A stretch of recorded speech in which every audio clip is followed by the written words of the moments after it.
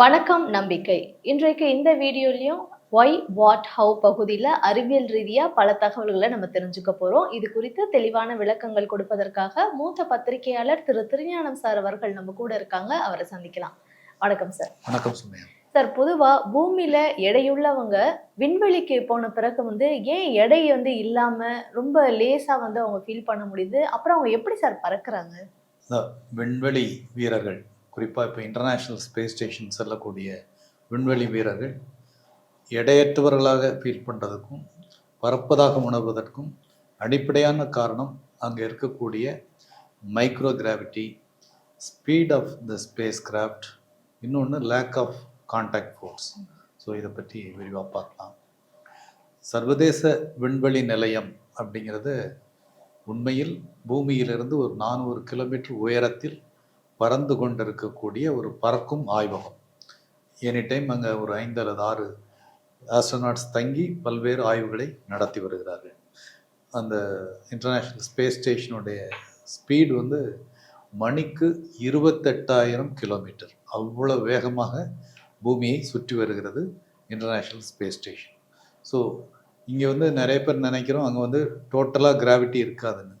உண்மையில் அப்படி இல்லை. பூமியில் இருக்கக்கூடிய ஈர்ப்பு விசையில் 90% ஈர்ப்பு விசை அங்கேயும் இருக்குது. பட்டு இந்த ஈர்ப்பு விசை குறைவை மைக்ரோ கிராவிட்டி அப்படின்னு சொல்கிறோம். ஸோ பூமியில் இருப்பதை போல் 90% ஈர்ப்பு விசை அங்கும் இருப்பதனால் உண்மையில் அவர்கள் அந்த விண்கலத்தின் தரையில் வீழ்வதாக இருக்க வேண்டும். ஆனால் அந்த ஸ்பேஸ் கிராஃப்ட் தலைதெறிக்க வேகத்தில் போயிட்டுருக்கு.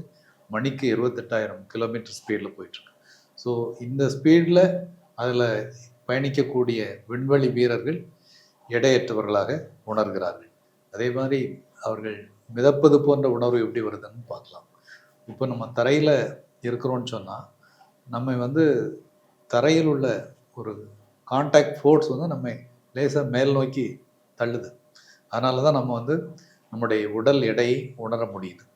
அப்படி ஒரு கான்டாக்ட் ஃபோர்ஸ் அங்கே இல்லை. இன்டர்நேஷ்னல் ஸ்பேஸ் ஸ்டேஷனில் அப்படி ஒரு கான்டாக்ட் ஃபோர்ஸ் இல்லை. தரையில் தம்மை நிலைநிறுத்துவதற்கான ஒரு கான்டாக்ட் ஃபோர்ஸ் இல்லாதனால அவர்கள் மிதப்பது போன்ற உணர்வில் இருக்கிறார்கள். சொல்லப்போனால் ஒரு ரோலர் கோஸ்டர் ரைடு போனவங்களுக்கு தெரியும் அந்த அந்த ஃபீலிங்.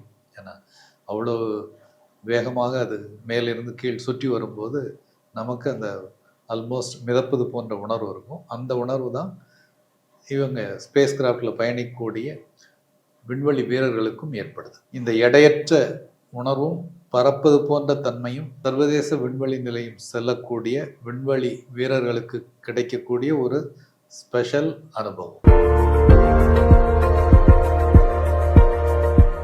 சார், இந்த உலகத்தின் இந்த வடதுருவ பகுதியில் இருக்கக்கூடிய மக்கள் மட்டும் வானத்துல வடதுருவ ஒளியை பார்க்க முடியுதுன்னு சொல்றாங்க. அந்த அரோரா போரியாலிஸ் அப்படின்னு சொல்லக்கூடிய அந்த விஷயத்த பாக்குறாங்க. அந்த பகுதியில மட்டும் அது தோன்றதுக்கான காரணம் என்ன? இதை பத்தி சொல்லுங்களேன். அரோரா போரியாலிஸ் என்று அழைக்கப்படக்கூடிய வடதுருவ ஒளி என்பது வடதுருவத்தில் குறிப்பாக கனடா, அலாஸ்கா, நார்வே போன்ற நாடுகளில் வசிப்பவர்கள் அங்கே சுற்றுலா செல்பவர்கள் சந்திக்கக்கூடிய ஒரு வண்ணமயமான ஒளி. இந்த ஒளிக்கான காரணம் சூரியனிலிருந்து வரக்கூடிய மின்சார துகள்கள் பூமியின் காந்தப்புலத்தோடு இன்ட்ராக்ட் பண்ணுவதனுடைய ஒரு விளைவு தான் இந்த அற்புதமான வண்ண ஒளி. சூரியன் தொடர்ந்து மின்சார துகள்களை வெளியிடுகிறது. இதை சூரிய காற்று அப்படின்னு சொல்கிறோம். இந்த சூரியனிலிருந்து வரக்கூடிய இந்த மின்சார துகள்கள் பூமியின் காந்த புலத்தால் திசை திருப்பப்படுகின்றன. இந்த திசை திருப்பப்படும் மின் துகள்கள் பூமியின் துருவங்களுக்கிடையே ஒன்று சேர்கின்றன. குறிப்பாக வட துருவத்தில் இவை ஒன்று சேர்கின்றன. இந்த மின்சார துகள்கள் பூமியின் வளிமண்டலத்தில் உள்ள ஆக்சிஜன், நைட்ரஜன் போன்ற வாயுக்களுடன் மோதும்போது இந்த அற்புதமான வடதுருவ ஒளி உருவாகிறது. 100 முதல் 300 கிலோமீட்டர் வரை உள்ள ஆக்சிஜனோடு இந்த மின் துகள்கள் மோதும்போது பச்சை நிற ஒளி உருவாகிறது. 300 கிலோமீட்டர் உயரத்துக்கு மேல் உள்ள ஆக்சிஜன் துகள்களோடு சூரியனின் மின் துகள்கள் மோதும்போது சிகப்பு நிற ஒளி உருவாகிறது. நைட்ரஜன் வாயுவோடு இந்த சூரியனின் மின் துகள்கள் மோதும்போது நீல நிற ஒளி உருவாகிறது. இந்த வண்ணங்கள் மற்றும் வடிவங்கள் வானில் ஒரு அற்புதமான காட்சியை உருவாக்குகின்றன. இதை வட துருவ நாடுகளில் வசிக்கும் மக்கள், குறிப்பாக கனடா, அலாஸ்கா, நார்வே போன்ற நாடுகளில் வசிக்கும் மக்கள் அல்லது அங்கு சுற்றுலா செல்லும் பயணிகள் பார்த்து வியக்க முடிகிறது.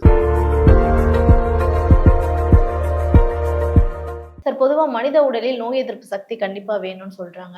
ஆனா இந்த நோய் எதிர்ப்பு சக்தின்றது மனித உடல்ல எப்படி இயங்குதுன்றத பத்தி சொல்றீங்களா?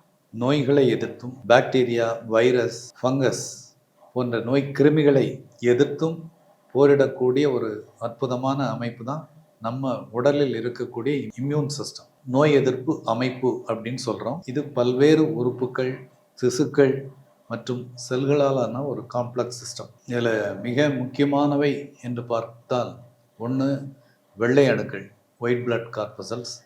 அடுத்து ஆன்டிபாடிஸ், சைட்டோகைன்ஸ் என்று சொல்லக்கூடிய புரதங்கள், புரோட்டீன்ஸ். அடுத்து ஒரு ஒண்டர்ஃபுல் சிஸ்டம், லிம்ஃபாட்டிக் சிஸ்டம். இந்த 4 அமைப்புகளும் கொண்ட ஒரு காம்ப்ளெக்ஸ் சிஸ்டம் தான் நம்முடைய நோய் எதிர்ப்பு மண்டலம். பொதுவாக நோய் கிருமிகளை அடையாளம் கண்டு அழிப்பதில் ஒயிட் பிளட் கார்பசல்ஸ், வெள்ளை அணுக்கள் பெரும் பாத்திரம் ஆற்றுகின்றன. வெள்ளை அணுக்களில் உள்ள மைக்ரோஃபேஜ்கள், நியூட்ரோஃபில்ஸ், லிம்போசைட்ஸ் இவையெல்லாம் இந்த வெள்ளை அணுக்களுடைய கூறுகள் நோய்க்கிருமிகளை கண்டறிந்து அகற்றுவதில், போராடுவதில் மிகப்பெரிய பங்காற்றக்கூடிய கூறுகள் இவை. அதே போல் நோய் எதிர்ப்பு மண்டலத்தால் உற்பத்தி செய்யப்படக்கூடிய புரோட்டீன்ஸான ஆன்டிபாடிஸ், சைட்டோகைன்ஸ் இவையும் நோய்களை எதிர்த்து, நோய்க்கிருமிகளை எதிர்த்து போராடுவதில் மிக முக்கிய பங்காற்றுகின்றன. இந்த நோய் எதிர்ப்பில் அல்லது நோய்க்கிருமிகள் எதிர்ப்பில் மிக முக்கிய பங்காற்றக்கூடிய மற்றொரு அற்புதமான சிஸ்டம் லிம்ஃபாட்டிக் சிஸ்டம். நிணநீர் அமைப்பின் முக்கிய கூறுகள்னு எடுத்துட்டா, முதல்ல நிணநீர், திசுக்களிலிருந்து சேகரிக்கப்பட்ட அதிகப்படியான திரவம், இதுதான் நிணநீர். அதே மாதிரி நிணநீர் நாளங்கள், லிம்ஃபாட்டிக் வெசல்ஸ், நிணநீரை எடுத்து செல்லும் குழாய்கள். அடுத்து லிம்ஃப் நோட்ஸ், நிணநீர் வடிகட்டப்படும் இடங்கள். இவை எல்லாமே இந்த லிம்ஃபாட்டிக் சிஸ்டத்தோட முக்கியமான பகுதிகள். அடுத்து லிம்போசைட்ஸ் எங்கே உருவாது அப்படின்னு பார்த்தீங்கன்னா, ஒன்று எலும்பு மஜ்ஜை, போன் மேரோ தான் வெள்ளை இரத்த அணுக்கள் உருவாகும் இடம். அதே மாதிரி தைமஸ் சுரப்பி, மண்ணீரல், டான்சில்ஸ் போன்ற உறுப்புகளும் இந்த நிணநீர் மண்டலத்தின் முக்கிய பகுதிகள். பொதுவாக நம்முடைய மனித உடலே நோயையோ நோய்க்கிருமிகளையோ ஆரம்ப கட்டத்தில் எதிர்த்து போராடுவதில் ஒரு அற்புதமான ரோல் பண்ணிகிட்ருக்குன்னு சொன்னால் அதுக்கு காரணமே இந்த நோய் எதிர்ப்பு மண்டலம் தான். அதில் நம்ம குறிப்பிட்ட மாதிரி இரத்த வெள்ளை அணுக்கள், ஆன்டிபாடிஸ், சைட்டோகைன்ஸ் மற்றும் லிம்ஃபாட்டிக் சிஸ்டம் இவை மிகப்பெரிய பங்களிப்பை செய்கின்றன. ஃபைன் சார், இன்னைக்கு இந்த வீடியோலும் பல அரிய அறிவியல் தகவல்களை எங்களோட பகிர்ந்துக்கிட்டீங்க. நன்றி சார். நன்றி சோமியா.